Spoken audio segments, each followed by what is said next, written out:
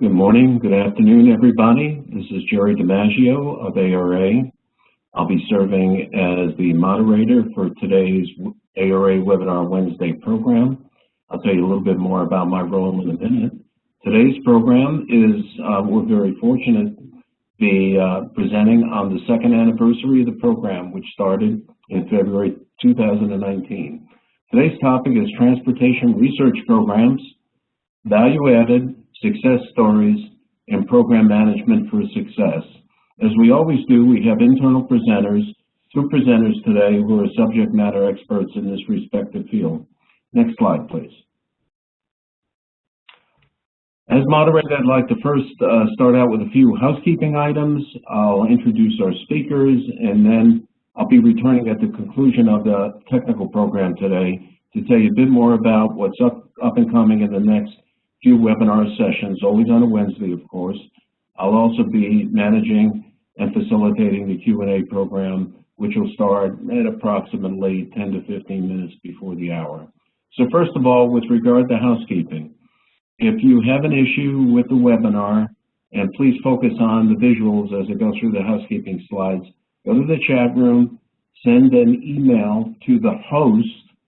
If you are having difficulty beyond that, if you've turned in with your computer, logged on for audio, try to connect with the actual, with your telephone. If you continue to have problems, again, send the chat only to the host, and we'll see if we can help you. Next slide, please. Now, we encourage questions. Those of you who joined this program before, and I know most of you have, we encourage questions throughout the program. We'll defer addressing those questions until the conclusion of the technical program. If you focus on what the highlighted section of this slide does, the Q&A box, please click on that at any time at your leisure, and then type a question in, direct that question to the host and the panelists so we can all see what your question is and who's asking it. I'll be referring at the end of the program to addressing questions beyond the program, but keep that in abeyance. Ask as many questions as you like as we go throughout the program. If you're having some difficulty in terms of viewing the program at full screen, refer to the slide that you see here, click on View, go to the Viewer pull-down menu and hit Fit the Viewer, Fit Your Box, and you'll see the program in full screen. Next slide, please. So two presenters I mentioned today, and my good friend Jason Bittner, who's a principal at Transportation Policy and Planning. He's got several degrees from the University of Wisconsin and also American University in Washington, D.C. His work experience is specifically related to today's topic, research management and training activities. He's also well known and authored on transportation planning, asset management planning, and he has excellent credentials in terms of being a previous executive director of a university research program. You can see he also has a few hobbies here that I won't go into, but it's always good to visit Jason and get a sample of his hobbies. Next slide, please. My other good friend who'll be speaking today on the communication aspects of research management programs is Mr. Kevin Elliott, who comes from our Panama City, Florida office. And Kevin is ARA Senior Marketing and Communications Manager. He has an MS degree in Corporate and Public Communication. He has a diverse range of work experience, has considerable experience in developing strategic communication plans for a number of state agencies as well as a number of private agencies. He manages a group at ARA on creative design projects, and he's a professional writer. His hobby, being a city boy myself, is a little less interesting to me. He raises chickens. I'll let you draw your own conclusions. So with that, I'd like to turn the program over to my friend Jason, who will be speaking initially. Great. Thanks, Jerry, and welcome everyone to this webinar on research and basically our opportunity to share a little bit of our insights as well as some of our past experiences on what we've seen work effectively in tailoring and communicating research program management results. So first, we're going to talk about what we mean by research and implementation, some of the principles behind that. I'm going to move from there to talk about some simple approaches to calculating returns on investments and thinking about benefit cost, how to measure what we're doing in our programs.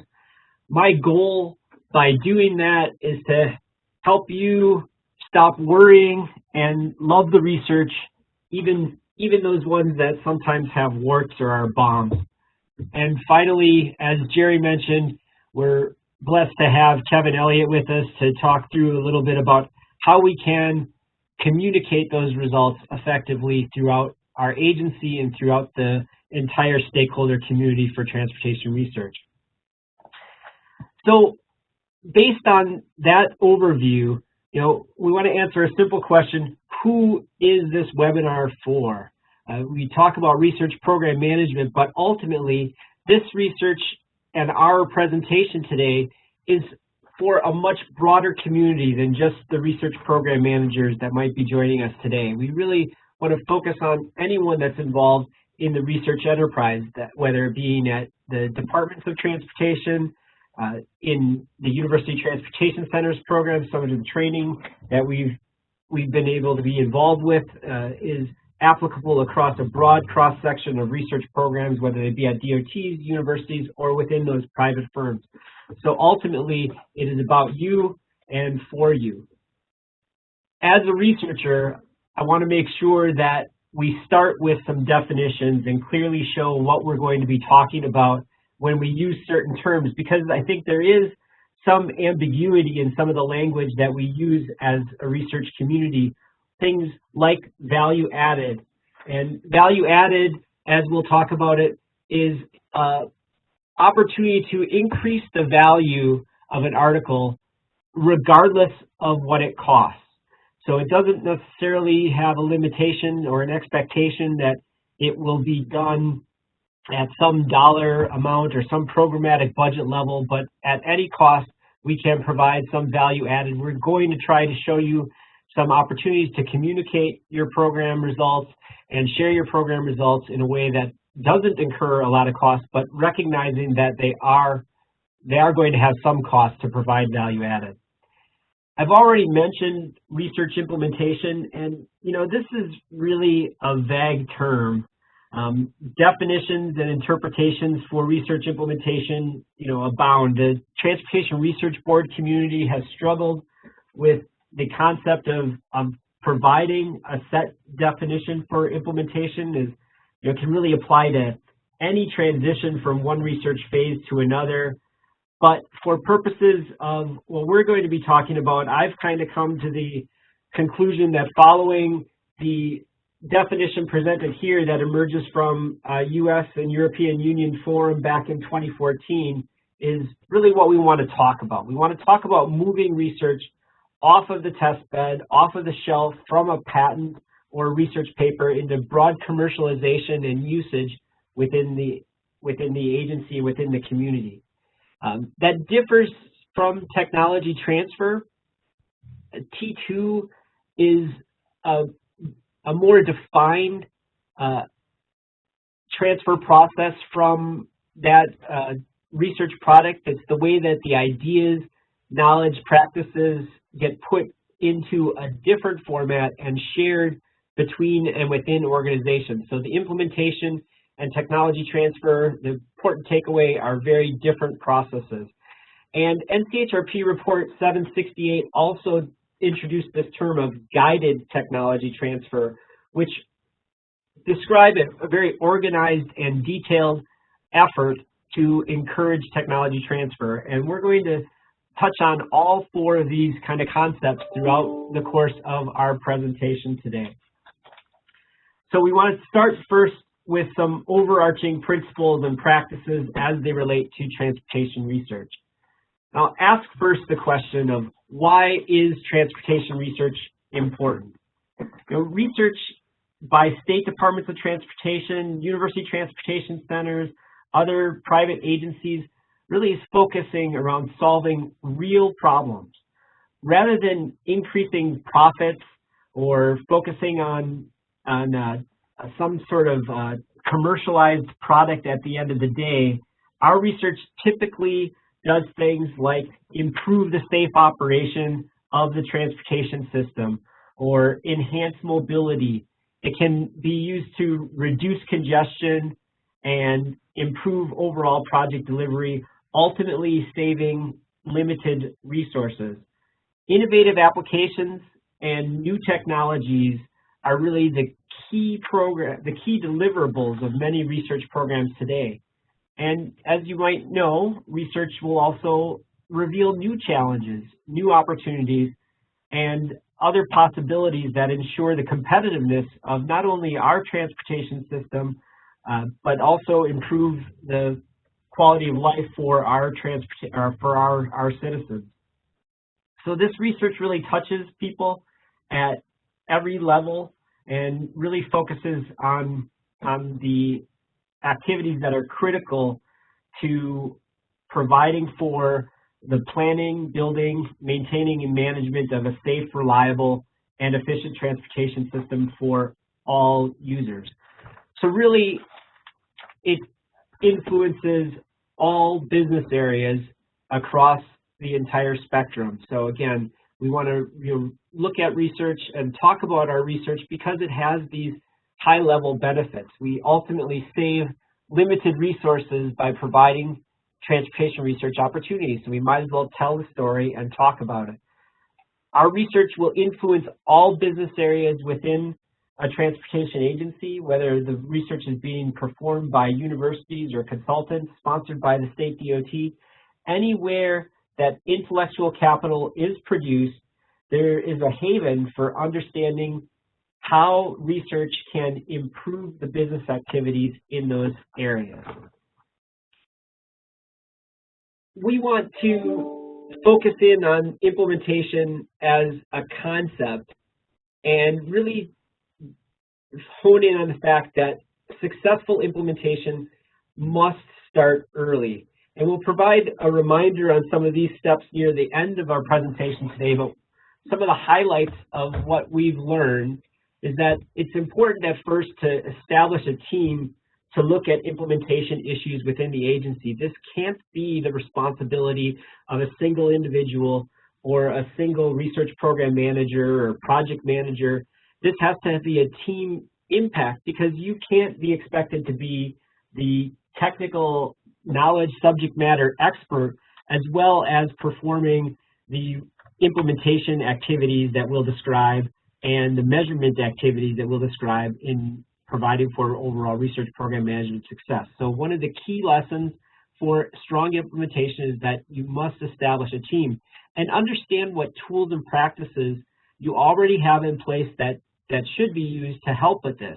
You'll look closely at internal management systems and practices, any legacy reports.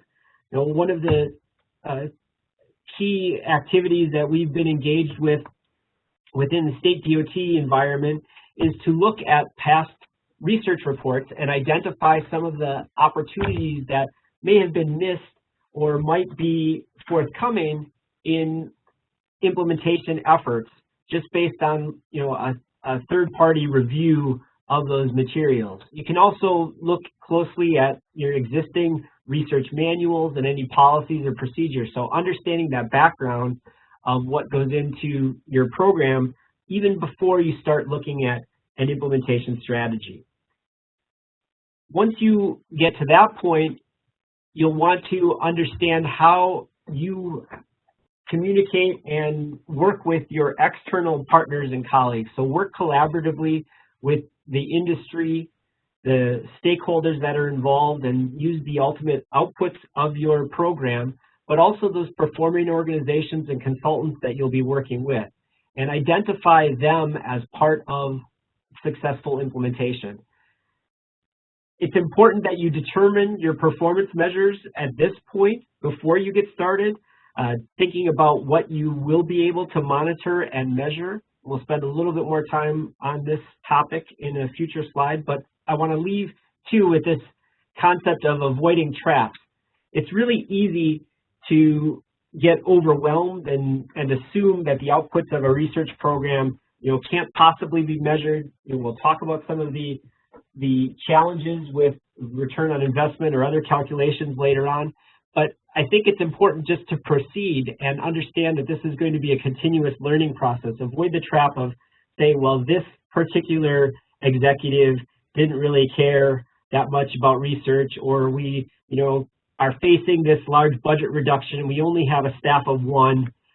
There are a lot of excuses that I think we make to maybe overshadow getting started in implementation. So do try to avoid those traps.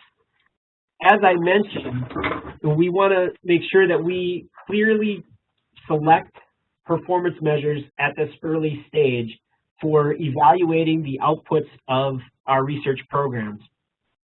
Standard performance measures can be divided into the 5 types that you see on the screen.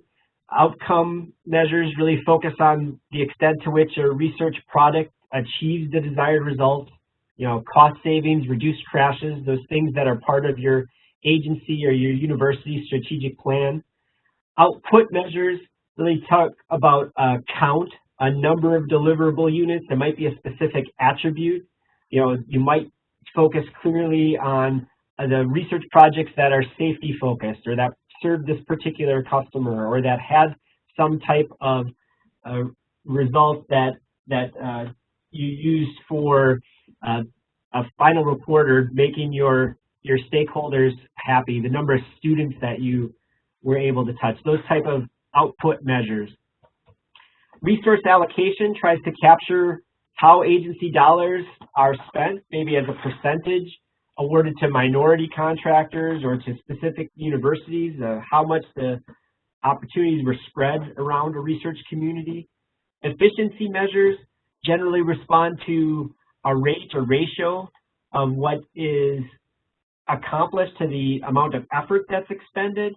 So for example, the percent of research being implemented by the agency and the percent of research budgets that are completed with, or the percent of research projects that would be completed within budget, some type of efficiency measure. And the 5th category is on the stakeholder level. This can help gauge the involvement of those customers, and ultimately you have to recognize that the customer is going to be the ultimate user of the information resulting from the research initiative. So some type of customer satisfaction performance measure is very important. The goal is to balance across all 5, and the likely solution, the likely answer is that for great success, your research program should be measured across all 5 categories, at least have some reporting regularly. But we wanted to take the time during today's webinar to focus in a little bit on how we go about doing all that. I mentioned that we want to set up an implementation, we want to understand implementation better. We want to make sure that we can communicate that. So how do we start going down that path? So the next set of slides, we're going to introduce the concept of returns. And understanding returns do require frames of reference and understanding what is important. How are we going to calculate this so that we don't get overwhelmed, so that we don't end up in that trap? We want to focus on realistic and tangible results. The results that are of use to the agency, the results that are of use to other researchers, and that can be easily transferred into practice. So we're going to start with focusing on realistic and tangible results. We're going to make extensive use of internal project champions, not only to guide research projects, but we're going to encourage a means by which those research stakeholders are actively engaged in a program so we can share results with others, because ultimately this will help us promote the benefits of a research program, but also promote both technology transfer and implementation opportunities.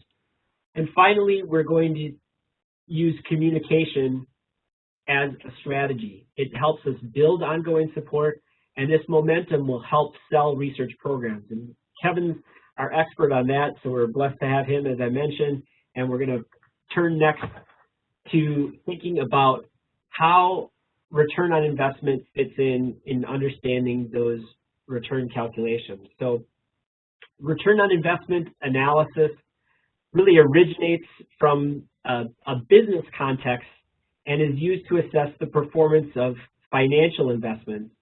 You know, in business, it's useful to understand the financial impact of an investment from the perspective of an investor. You want to understand how a new opportunity and the investment that is required for a new opportunity would pay off in the end. Well, that doesn't necessarily translate purely to a public sector environment.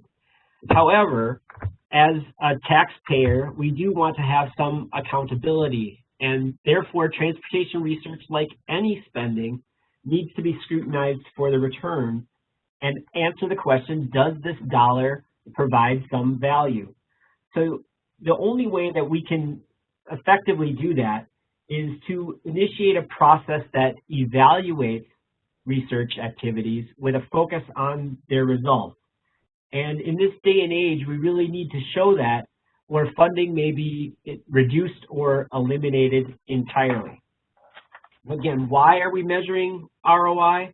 You know, it behooves public agencies to demonstrate their programs have some benefit. You know, certainly there are some challenges. Some programs will have it easier than others. A research project to fix storm damaged infrastructure will have higher profile than one that's going to, you know, look at internal performance measures or workforce development issues. But ultimately, we want to have some type of acknowledgement of what we're spending on and how that is being seen as a benefit to the broader community. A consistent lack of results does sort of demonstrate maybe a misallocation of funding or a non-priority item, and we want to avoid showing that. Government executives increasingly are managing agencies like they would a private sector business, even acknowledging, you know, as I said before, that it's not a clear comparison because we aren't selling a product, we aren't trying to make profit, but we do need to better account for how funds are being spent. You know, it's expensive. We all know from working in the transportation sector that the construction cost index greatly exceeds the cost of inflation more broadly in the community. So with limited resources, there is increased need for accountability and really providing for that return on the dollar that we put into whether it be research or whether it be an activity. We need to change this frame of reference and also not ask, you know, are we spending the right amount on R&D, research and development, but really ask the question of, are our investments in R&D really providing the benefits that we want and need as an agency? And ROI calculations can help do that. Before we get into some of the additional examples of how we would do that, I want to, you know, start at the outset and identify some of these challenges.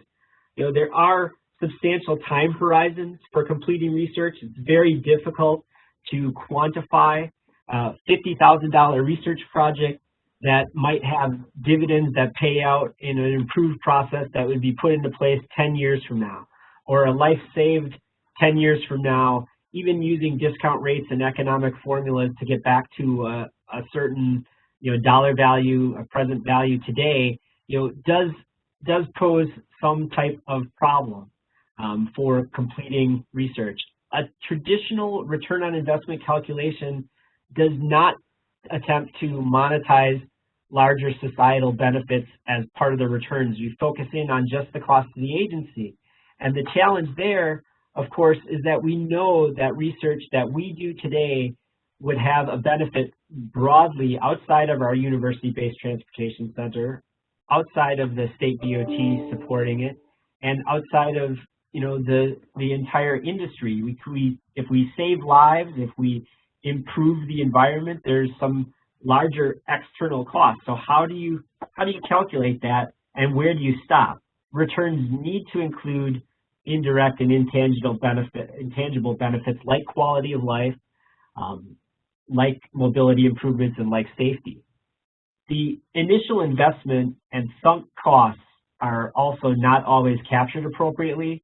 In traditional return on investment calculations, the administrative or indirect costs are not captured, and likewise, larger indirect costs of the performing organization aren't captured in the ultimate calculation related to improving research. How do you value the literature review that a student does when they go off afterwards and contribute as a full professor, or as they start up a new company based on that research that was completed early on? It's very hard to calculate what those benefits are.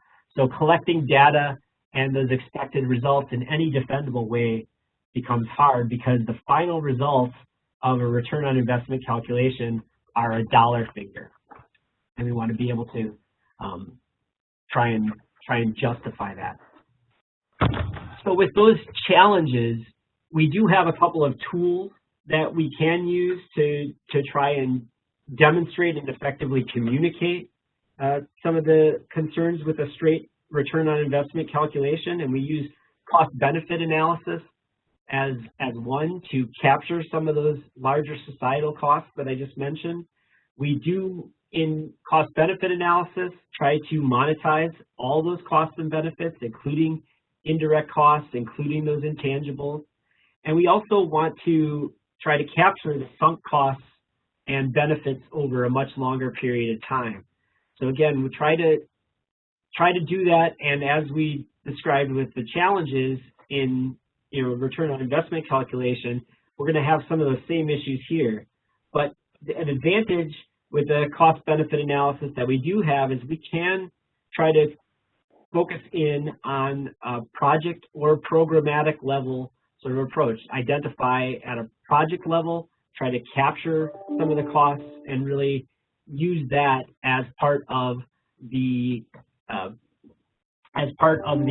overall emphasis of what we're trying to achieve. So we can have a project or program level cost-benefit analysis, and they're presented in a way that is ready for the communication strategies that Kevin's going to talk about later, because we can use a cost ratio that clearly tries to capture all the benefits over the cost and provides a set number. The other way that a cost benefit can be presented is in just a net benefit, a large dollar figure. And we know from past experience that the public attention, the executive level attention, can sometimes track to dollar values. The state of Indiana has been calculating cost benefit of their research program for multiple years. They usually focus in on 1, 2, or 3 large projects each year that really have a potential to demonstrate a large return, and using the much larger number that captures the interest of their executive management and moving ahead, they can also then clearly demonstrate the value of continuing their research program activity. If that seems like a large challenge, and I'm not going to try to say that it isn't, it requires a lot to be defendable.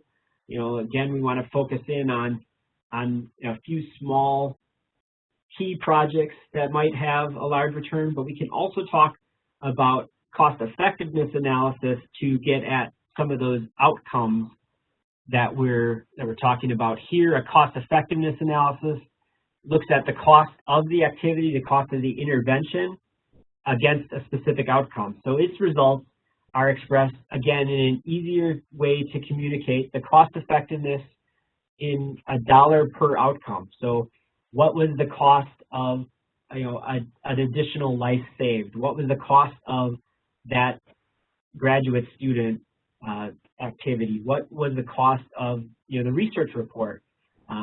Those types of determinations based on those earlier performance measures that you identified, the outcomes that you were trying to measure, you can identify then the cost effectiveness. and then tracking that year over year would provide you with the opportunity to look at a continuous improvement process.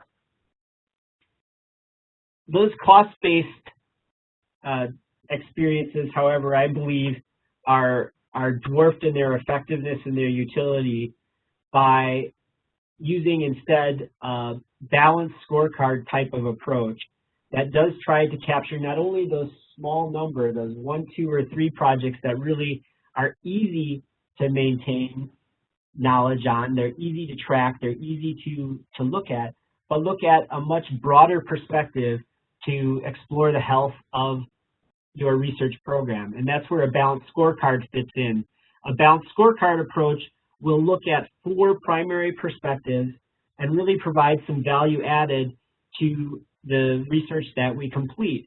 Because overall, you can score financial, not only the financial pieces of it, but also how this impacts internal business, how it relates to all of those performance measures that we identified. So the internal business practices, what we're positioning for in the future, learning and growth opportunities, how we train the next generation of transportation professionals, and also how we serve the needs of our customer, the traveling public, the internal research customer, and how we care and feed for those research champions are presented in a balanced scorecard approach. And again, once you start down this path, you can compare those results year over year. So ROI measures the costs and benefits in those monetary terms done from the perspective of an investor, focusing on the returns associated directly with that activity and for that service. A cost-benefit analysis will try to put all those benefits into monetary terms and try to evaluate them across the societal costs included, whereas the cost-effectiveness analysis will measure the effects in terms of overall outcomes.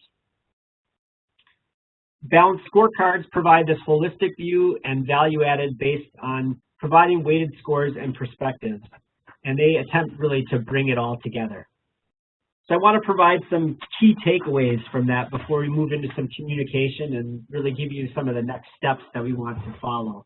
And it's important to define research perspectives and define what counts as cost and benefits. This is a hard effort, but with the work of your team, with the work, you can get there, but you do need to define that research perspective. ROI is good for showing the business case, but can be challenging to defend. And cost benefit or cost effectiveness can show those societal benefits and capture costs. Balanced scorecards present the total picture. The best approach for managing a transportation research program likely involves a combination of all 4. Some ROI, some cost effectiveness and cost benefit, as well as using that balanced scorecard to get at telling your story. And that telling the story part really moves us into the communication strategies. And at that point, I'm going to turn to our expert and turn the presentation over to Kevin Elliott to walk us through how we need to communicate this. Very good. Thank you, Jason. Yeah, so I'm going to jump into the part that I know a lot of researchers, this makes you uncomfortable a little bit. Turning more into a communicator and how to communicate what you're doing, the value of what you're doing in ways that Jason just itemized for you. But I acknowledge that this was, when you were going to get your PhD, you probably didn't take a lot of communication classes. So it's one of the things that we like to try and help with is like, yes, you can do this. Yes, it is important. And hopefully my goal is to make this a little bit less scary for you and give you some very tangible, do this, don't do that kind of things that will help you to better communicate for all the reasons Jason mentioned. Because sometimes it can be life or death for your program, how well you communicate results. So there's 4 principles that I'm going to give you. Now, there are more to it than this, but I think these 4, if you were to implement these 4 and start thinking like this, they will instantly improve how you communicate what you do to the people who are important to you. If you do not, you're doing this great work But as we know, and as Jason mentioned, there's lots of pressure for people to show, okay, tell us what's the value of this over here. Taxpayers want to know it, leadership wants to know it, elected officials, they all want to know it. And because research is a little bit harder to quantify, like Jason mentioned, putting these continual stories out there really helps. This is a screenshot here from the Florida Department of Transportation Research Center. They have this really great blog called the Research Showcase, and they put out about a monthly article highlighting different stories of their projects. So I always like to show that because it's a nice one. Here are the 4 principles. The first one is pick people. The second one is choose channels, sell stories. You can see where I'm going with my alliteration, and communicate continuously.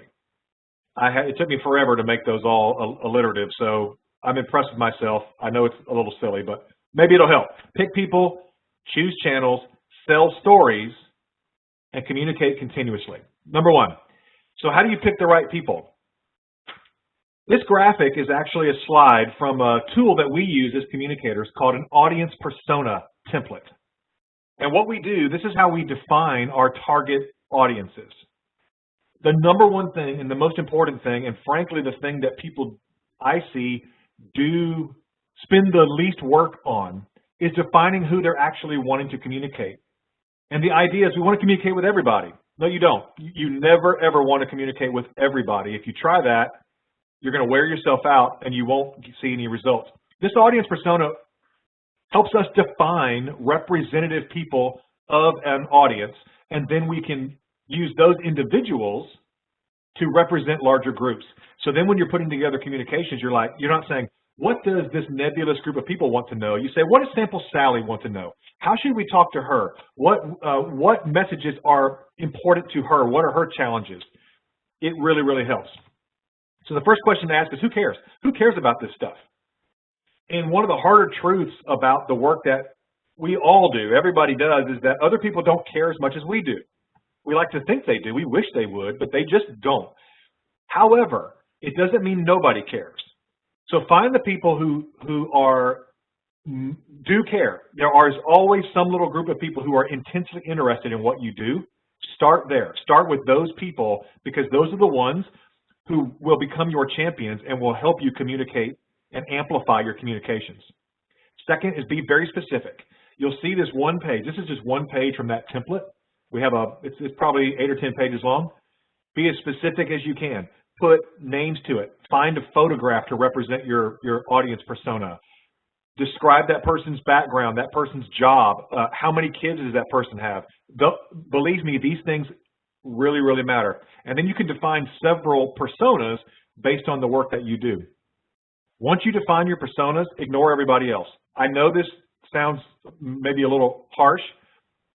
I don't mean don't care that people don't know about your activities, but you have to recognize you're never going to get everybody. In this kind of work, it's very easy to say, and frankly, it's a little bit lazy to say. You say, who are we after? We're after the general public. The general public is never an audience. That's not a legitimate audience. The general public is too diverse. It's too big.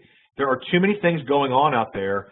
And by saying the general public, you've actually defined no one, which means your communications are not targeted, which means they will not hit anything. And so targeting this, picking the right people to start with, and focusing just on those people will absolutely make your communications better. And then those people will tell other people who maybe don't care enough or don't care as much, and they will help sell your program to them. Number 2, once you pick people, choose the channels. Where are these people, our audience personas? Where do they go to find information? What are the outlets that they choose to use? If it's social media, if it's a blog, you'll see the Research Showcase there. University of Florida Transportation Institute has a very good newsletter. I recommend you subscribe to that. I don't write it, by the way. I have no stake in that. It's just really good. You'll see it's nice and visual. They promote things. And then this other screenshot is from the Ohio DOT, and they have a regular video informational series called The Loop, which is super duper, and it's done by people in the DOT. And so these are some channels. Find out where your people want to find information and put your messages there. Do your very best to match your channels to your audiences. Okay, so if they're researchers, what newsletters do they go to? What trade magazines or blogs do they look at? What conferences do they go to? Match your channels to your audience. However, never say no. If you are invited to be on the loop, you go on the loop. If you're invited to write an article for TR News or for the UFTI newsletter, whatever it is, you never say no, because you never do know who's going to see that message. And especially when we're talking about online, they live forever. So you put something out there, 3 years from now, somebody may happen across it and it may connect with them. Think of it like farming. You're planting seeds and then they come up sometimes way down the road. Think like an editor. I've been an editor on a couple of publications, and I'm here to tell you that editors lay awake at night thinking one thing, and they're thinking, what am I going to do about the next issue? What content can I put in the next issue that my readers will like? It worries us all the time. So if you understand that they're looking for good content, you might think, oh, they won't be interested in my content. Not so fast. If you're targeting your audience and you're targeting your channels, it is very likely that the editor will absolutely want to publish what you have. And the next thing is you must pitch ideas to them. Do not wait for the loop to call you. Don't wait for Research Showcase to ask you to do this. Pitch them ideas. Send them an email and say, hey, I have an idea. What do you think? Here's what will likely happen. They will likely, well, one, they could say, well, I don't know if it's a very good fit, but if you've done your homework, matching your channel to your audience, it's almost certainly going to be a good fit. If you pitch ideas, I'm telling you, it's music to an editor's ears, because now they have somebody, they're doing the work for them. You're giving me an idea that I don't have to go out and find myself. They love that. And then cross-promote. So if you do a spot on the loop, you put it out in a newsletter, you put it out in your email, you put it on social media, you put it everywhere you can. Cross-promote these options. And again, the World Wide Web is a web, and these things cross over each other and magically find people and take on a life of their own. So you put it out there, and then the sorcery of the internet matches people up with your content in sometimes very surprising ways. So the idea is get it out there. Sell stories. Now this is, in the research world, highly technical, super interesting, doing all kinds of really neat things. What I have found working with researchers is that sometimes you underestimate how interesting the work you do is, or how broadly interesting it is. It's interesting to you, but I've had more than one researcher tell me, nobody's going to care about this. Nobody cares about this thing we're putting in a ditch to absorb water. And yes, they absolutely do. But here's the thing. They aren't going to read your 250-page research report. That's not the channel. That's not the way people take it in. What they do like, though, and what every human being likes, is a good story. It's the most fundamental type and most effective human communication. We've been telling stories longer than we've been writing, longer than we've been drawing. We've been telling stories. This is an example, this social media post you see. We recently helped the South Dakota Department of Transportation develop a 2-year communication plan for the whole DOT. And one of the things we talked a lot about was storytelling about your projects. They're working on a huge bridge project, the Fort Pierre Bridge, right there in Pierre, South Dakota. And the people doing their social media now are just putting out at least once or twice a week a little, like, here's what happened today. These big red boxes showed up today, and we're moving them around. And people love it. Look at the reactions. People love it. They're sharing it. You're letting them into the world. You're telling them this little story, and we love that. So here's some storytelling techniques. Think in episodes. Think like Netflix. You're not waiting until you have one big story to tell. Tell us a little bit along the way. I know in research we like to make sure we have results. We like to make sure we have all of our ducks in a row, and that's important. But it doesn't mean you can't tell the story along the way in little snippets. That's how we consume content nowadays, not in big hunks. We take it in little episodes. So think like that. Introduce characters. Introduce human beings. Human beings respond to human beings. And you researchers, you're human beings. Get out there and say, hey, this is so-and-so, and this person this is their education, and this is where they came from, and they're excited about this. Put your people out there to tell the stories, or tell the stories in the context of a human experience. Always effective. Along with being episodic, 4 small little installments is always better than one big one. and you have the tech. Don't think you don't have what you need to do this. You do. You just need a good smartphone and some basic writing skills, and you can start to communicate your stories. And then practice in public. I know this is nerve-wracking. I know you're afraid people are going to criticize you. Sometimes they will. But you know that's going to happen anyway. So practice, put it out there. And then sometimes when somebody criticizes, you'll see somebody come to your defense and go, look, hey, they're working really hard. They're trying to do innovative, neat things for us. Lay off. And I've seen this happen where you will build a culture, a group of people who follow along and really, really support the stuff you do. So put it out there. You don't have to start. You don't have to be finished to start. Do not wait till the end to start talking about a project. Last, communicate continuously. This is the #1 mistake that agencies and organizations do. They don't communicate a single message long enough. They put a doodle campaign, they'll put a couple things out. We tried a couple things, it didn't work, we didn't get a response, and so see, the marketing didn't work. That's not how it goes. Think much more, instead of a big blast, think a drip. It goes along with those episodes. Drip, drip, drip. Start when your project starts. Start telling us what you're going to do. What's the problem you're trying to solve? What do you expect to happen? Bring us in early. Communicate milestones all along the way. It doesn't have to be anything huge. It can be, hey, these big red boxes with bridge parts showed up today. Look, isn't this neat? Yes, it's neat to a lot of people, especially if you target your audience. And then every time you put something out, tie it back to the original story. Remember, we're doing this project. We're building a big bridge. It's going to help with mobility. It's going to help modernize downtown Pier, all those messages. Always remind them, tie it back to the overall benefits they're going to get. We remember what we rehearse. This is why repetition is so important. This is a graphic I show when I'm teaching communication principles. These two words are very important, reach and frequency. Reach means I touched you with a message one time. This slide you're looking at has now reached you one time. However, that's where most communication stops. That's the mistake. Frequency is where it really sinks in. We remember what we rehearse. So I've had clients ask me, aren't we going to be redundant? Aren't they going to get bored with our messaging? The answer is no. They aren't seeing it as much as you think they are. They're not as familiar with it as you are. And so they need to see it over and over and over again before it finally sticks. Those are my 4 principles. Pick people. Be very specific. Choose your channels. Match them to your people. Sell stories. For this kind of communication, the research reports are important, but the story around that, wrap it in a story, that's where it gets really effective. And then never stop communicating. Continually, and you'll look back 2 years from now, and all of a sudden, you'll have a following that you never thought you would have. It will sneak up on you, but you cannot stop. You have to just continuously communicate. Think of it as an ongoing conversation, not a one-time elevator pitch.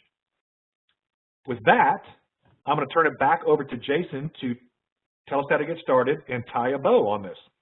Yeah, hopefully. Thanks, Kevin. And as you can tell, both Kevin and I are evangelistic about this idea of communicating the value of research programs and really talking through what is important. So what we want to do with the last set of slides is maybe give you some takeaways about how to get started and really start small, start simple.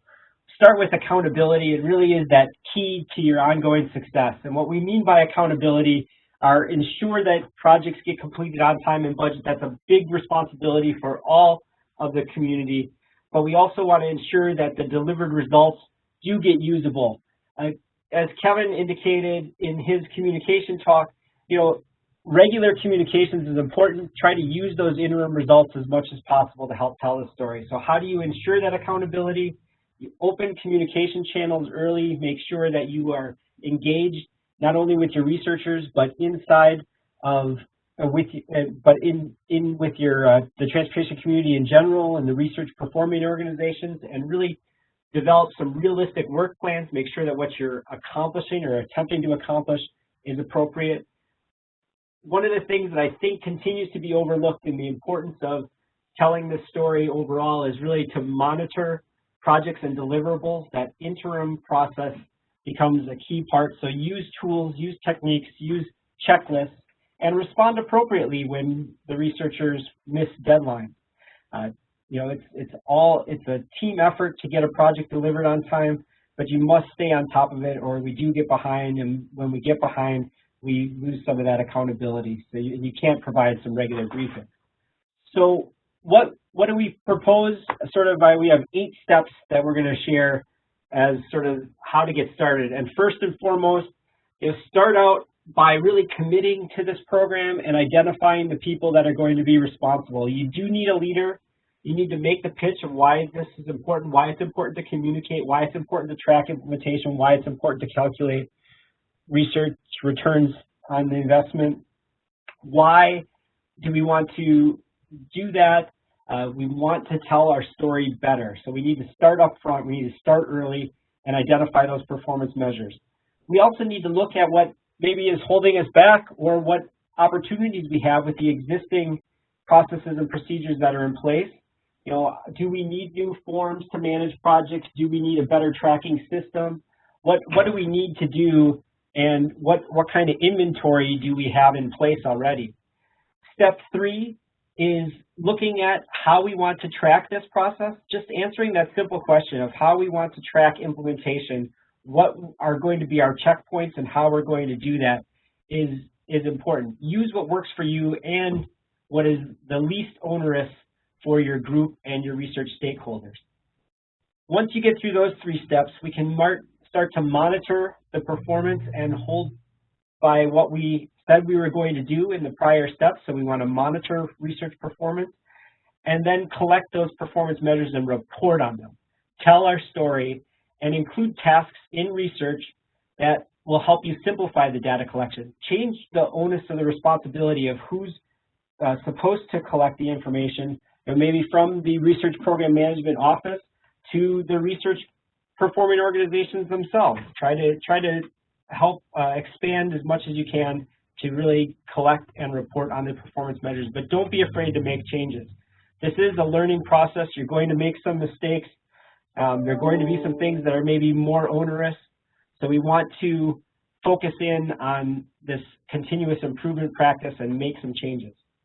Step 7 is to celebrate those successes, but also don't be afraid to celebrate lesser successes or failures. Don't be shy about this. Tell the stories and communicate what's going on in the program. Sharing the stories is step 8, and really kind of brings us to the end of what we wanted to try and demonstrate. This is a team effort, and it's something that we can effectively do and we shouldn't shy away from to improve our research program management opportunities.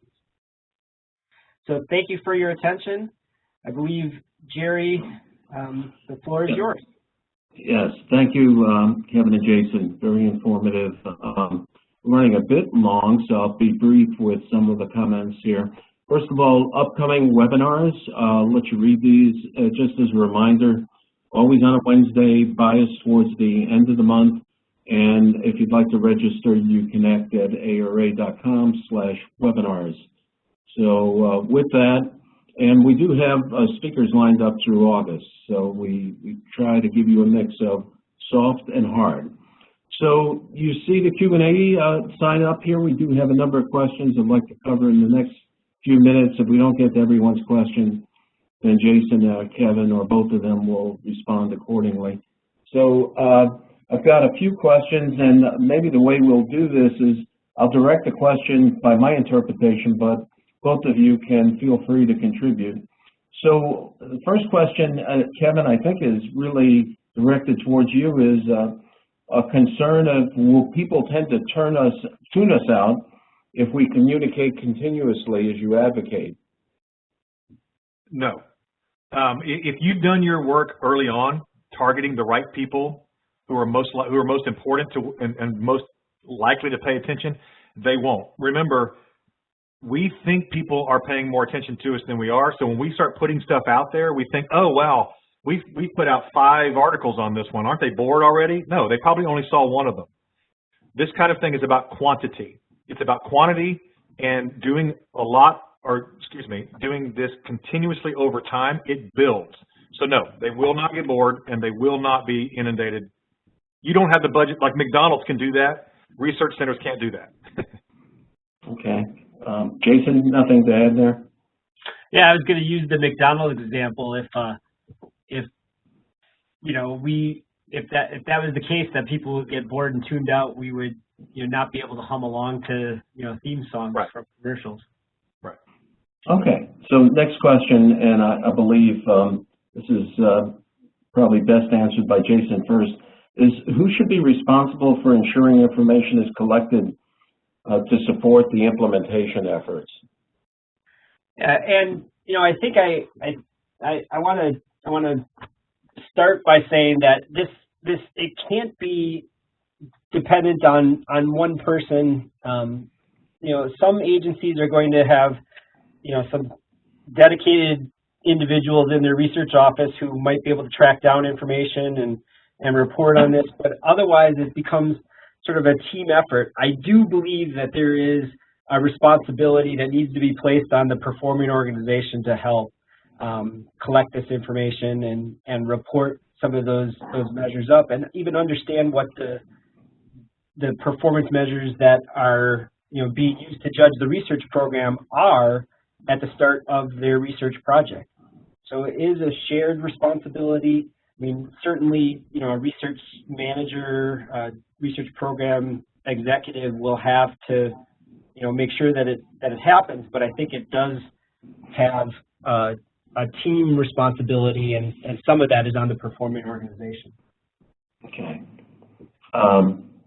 If I can get to the next question, I think we have time, if we are succinct, to get two more questions in.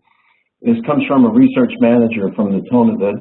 As a research manager, how do I get the attention of the organization's communication staff to get my stories out? So Kevin, that's a Kevin question. Yes, you're right. Sometimes it's tricky. This is especially true if you work in a DOT, because your public affairs people or your PIO, public information officer, a lot of the communication that DOTs put out is traffic related. It's real-time information, obviously. I mean, drivers, people out there, they want to know where the latest snowstorm is, where their bridge outages or whatever. That's absolutely true. However, these DOTs are because communication is changing, people want to know more, especially younger people want to know more about the organizations they interact with. And so promoting the idea that we put research stories out there in, say, our social media feed or in a regular spot in our newsletter. Again, think like an editor. If you can give them regular content, reliable content, they are very likely to take you up on it. So don't think they don't want to talk about this. They may just not have ever been pitched before. Okay. So at the risk of running short at the end here, I'd like to get one more question in, and I think this is appropriate and very powerful. So recognizing the limited budgets and the shortage of staff that you mentioned, both of you, what's the role of technology in terms of being used to assist with regard to implementation in the management of research programs? Jason, would you mind handling that? And we'll have to move on then.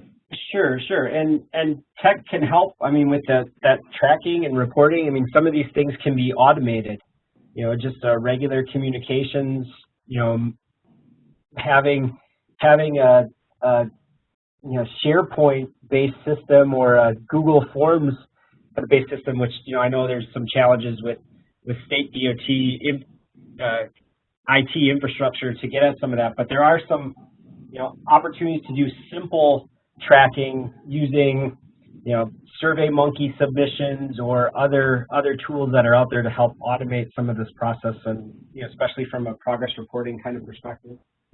Okay, I apologize for cutting the Q&A short. So both Jason and Kevin, you see their email addresses are readily available as valued resources. So feel free to kind of knock on their door via email. Next slide, please. So just as a reminder, those of you joined before, all webinar participants joining today's program for the entire hour are entitled to receive a PDH certificate. They will also receive a PDF version of today's presentation, and please allow us 2 weeks before you receive your certificate. Contact us at the address that you see here if you have any questions. And then finally, the next slide, I believe, is the final slide. Just a little pitch. ARA is a great company to work for. We have approximately 1,500 employees. We're spread throughout the United States. We have a large number of diverse services and skill sets of scientists, engineers, both at the scientist engineering level, professional level, as well as technicians, as well as support staff. So if you're interested in employment opportunities with us, please send a brief resume and your contact information to the Join ARA at ARA.com address that you see here. So once again, I want to thank you all for joining today's program. Have a safe and a blessed day, and we'll see you in March. Thank you.